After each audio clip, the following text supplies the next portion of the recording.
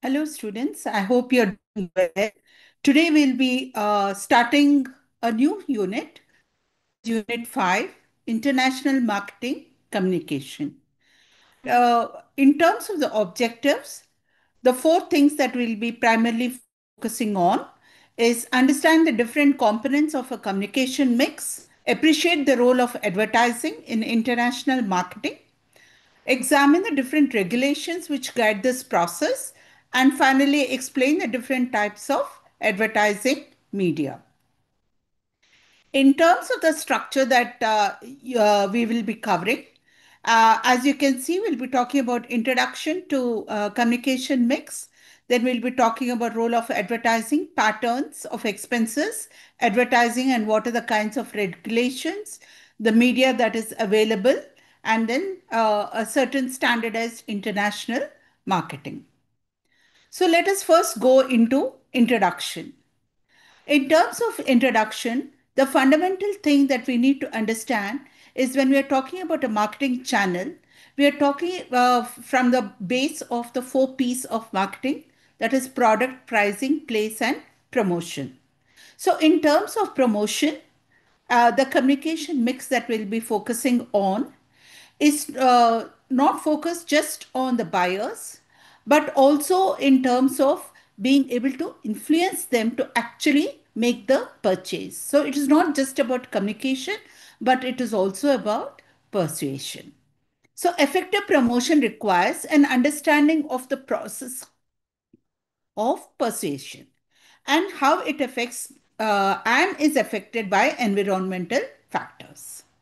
So, in terms of communication mix, sorry, the first thing that we need to understand is to communicate with buyers who are potential consumers or they could be purchasing on behalf of others. That is the direct end users.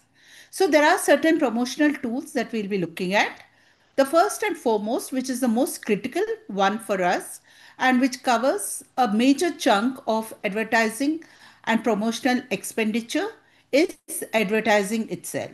So advertising is the most visible component of promotion. But as we know, it is not the only component. So promotion consists of other three distinct and interrelated activities. First is personal selling, where there's direct selling. Second is publicity. And third is sales promotion. So before we go into advertising, let us first focus on personal selling. According to American Marketing Association, personal selling is an oral presentation in a conversation with one or more prospective purchasers for the purpose of making sales. So, personal selling is also known as salesmanship. And what it fundamentally is done at what level is something that we need to understand in more detail. It is primarily done at every distribution level. So when we say every distribution level, if you are doing retail marketing, it is done at the shop level. If you are doing it through corporate selling, it is done at that level. It is done through hoardings, both indoor and outdoor media.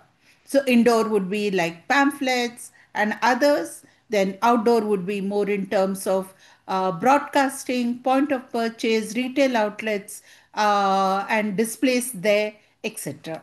So let us talk about all that in more detail further. But let us understand first about personal selling. So, in terms of the personal selling process, we need to understand that it involves a high level of costing. The costing is very high. Why?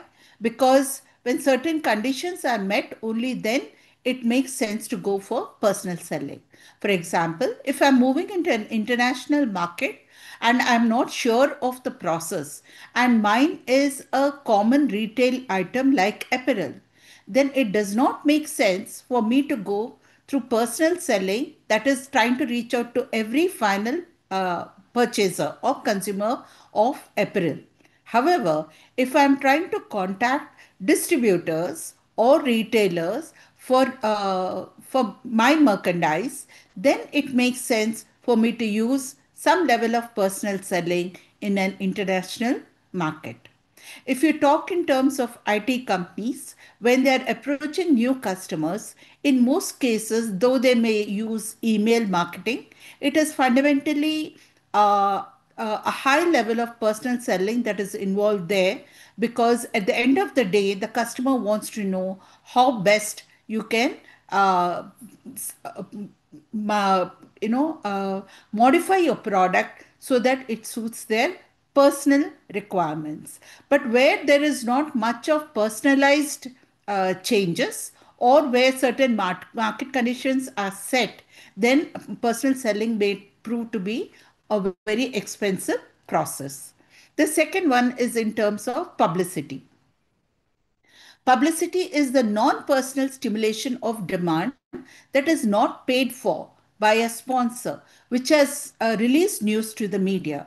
So, these press releases before any major event is released to the media, so that they have an option to either cover that news or not to cover. So, in terms of the costing that is involved in publicity, primarily it is in terms of minor expenses related to, say, a publicity kit or a media kit with a write up in terms of what that event fundamentally is covering. However, the process before we go for publicity is very high, because any content cannot be put out there in the market. It has to be considered and approved by the editorial team. The material has to have credibility, and consumers tend to use this press coverage more as a news feature than as an advertising. That is why there is a high level of authenticity, trust, and believability in the content that is being put out by companies. It is not something that is very, very common.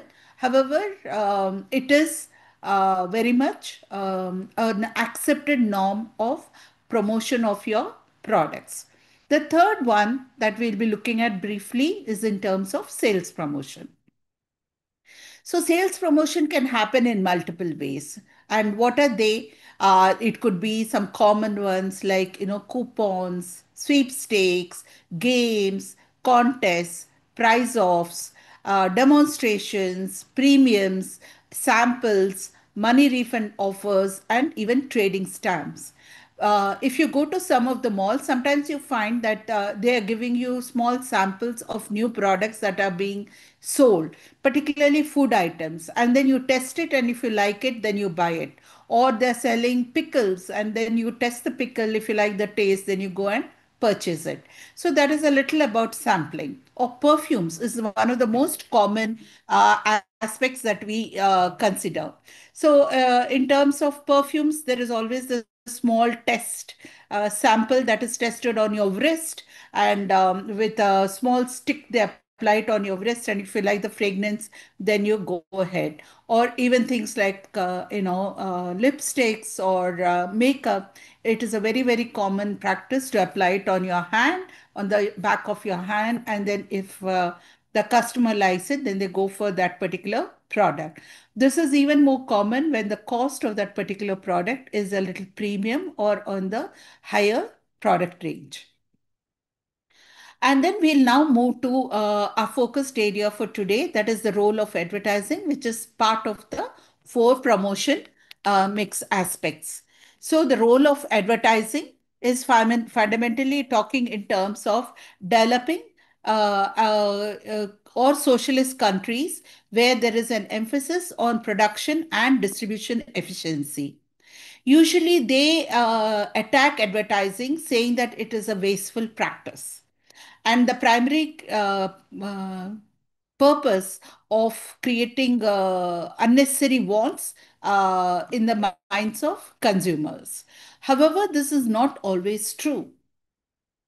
Because of advertising, in many cases, we come to know about the features of a particular product, and we may realize that we may have a need for that product. Maybe we are doing a manual process, and now we can maybe go for a more technology savvy or a more automated process because of advertising.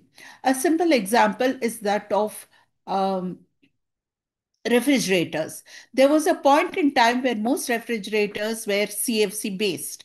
That is, they had chlorofluorocarbons. This was about 15, 20 years ago.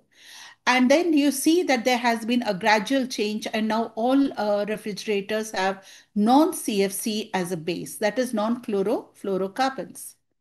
And how did this happen? When companies started advertising the features of their products and started explaining the advantages of using a non CFC fridge versus one which has CFC, and how it helps to reduce environmental footprint. Another example that we can see is now in a lot of white goods like washing machines, fridges, televisions. There is something called Energy Star.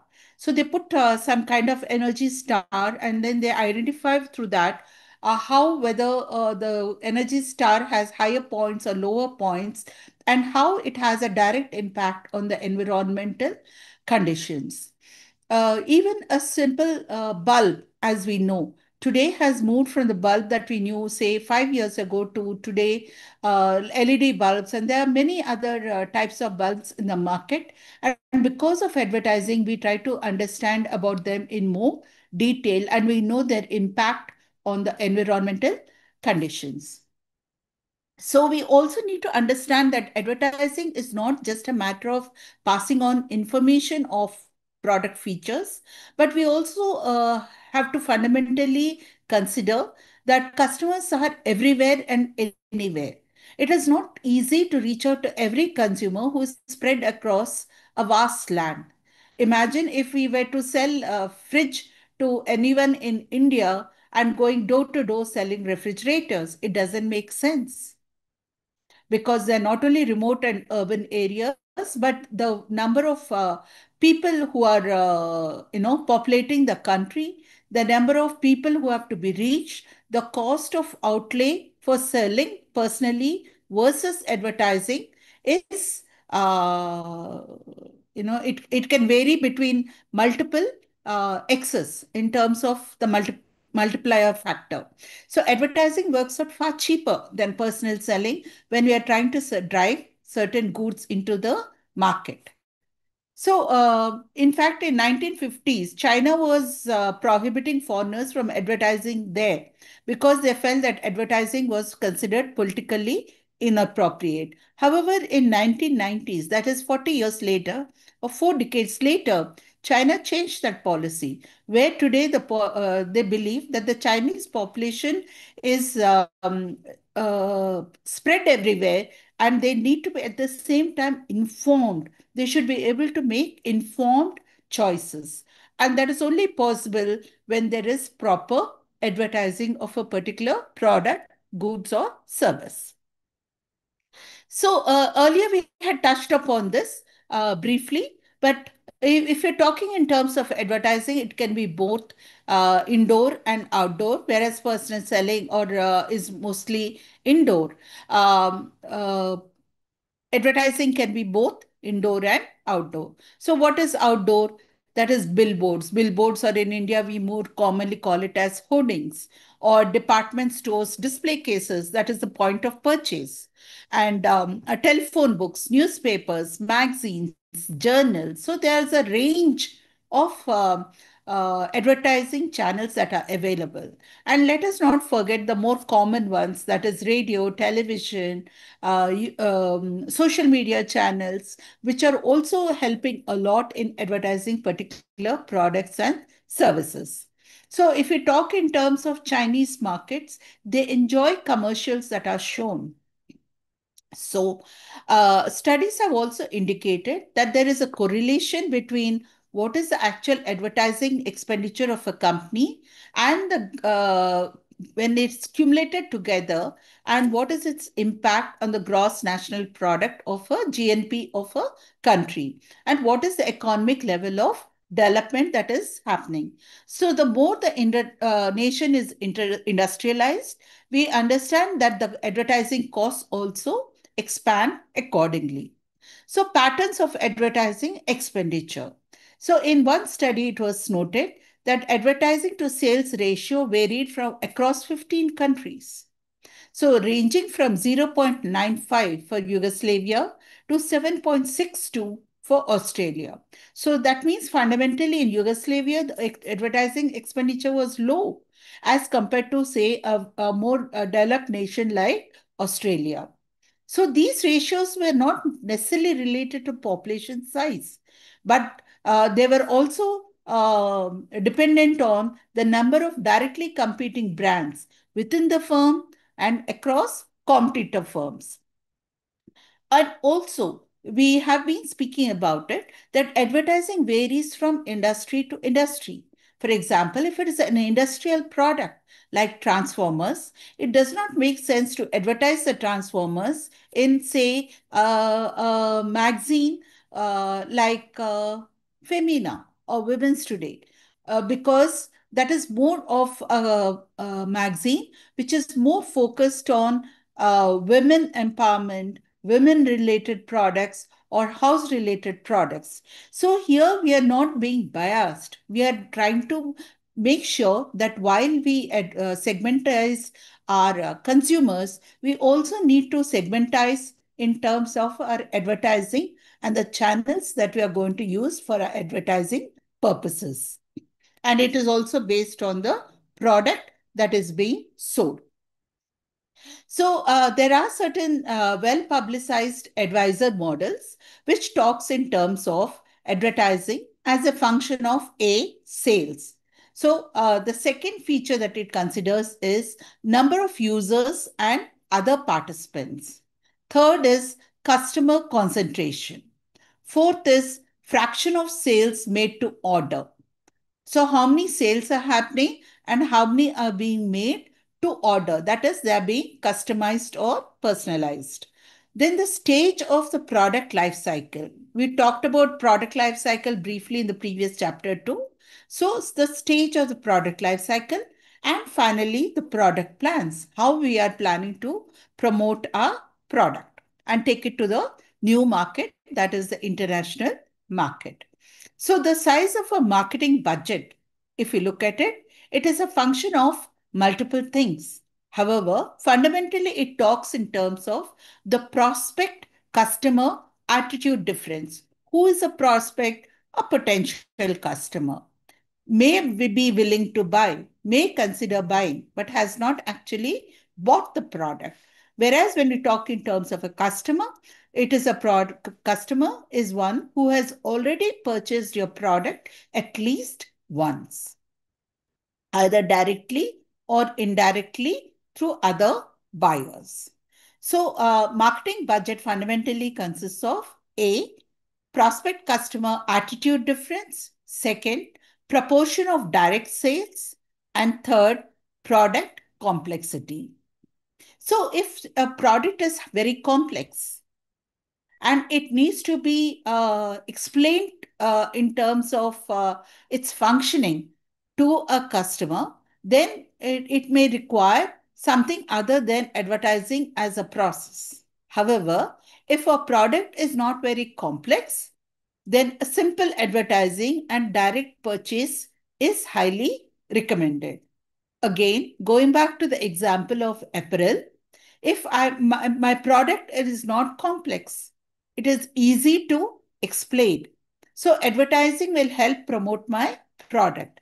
And if I were to talk in terms of customization, the sizes that we have, extra small, small, medium, large, extra large, and so on. So that helps a customer to pick the right size for their requirements.